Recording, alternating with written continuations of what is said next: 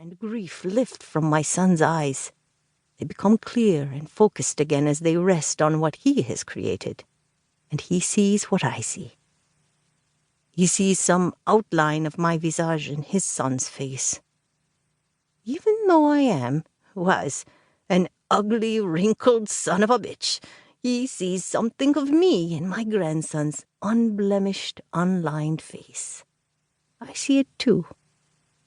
Not only that, I see my father's face, the pointed nose, the alert eyes, in the boy's face. Isn't that something? My old man from Udwada, dead for 20 years, playing peekaboo from behind the face of a sandy-haired, light-skinned boy in America. And then I have to wonder, how dead can I really be as long as my son and grandson exist?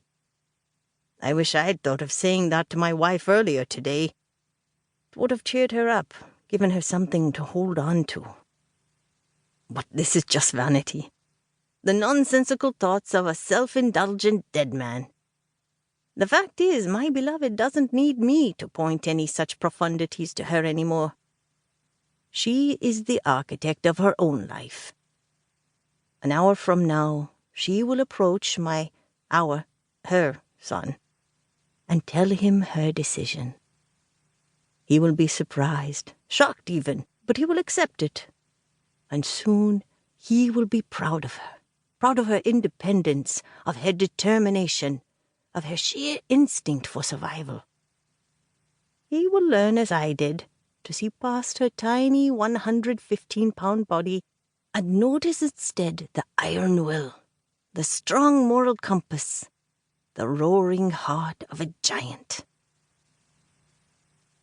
I was, Rustom Sethna, and I was married to a woman who was a fool.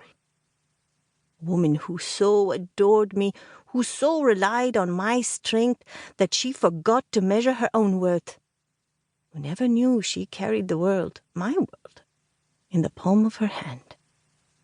But this is not my story. I am done here. This is now her tale. It is she who will carry it forward, take it into the new year. I have done my part to help shape her story, and for that I am proud.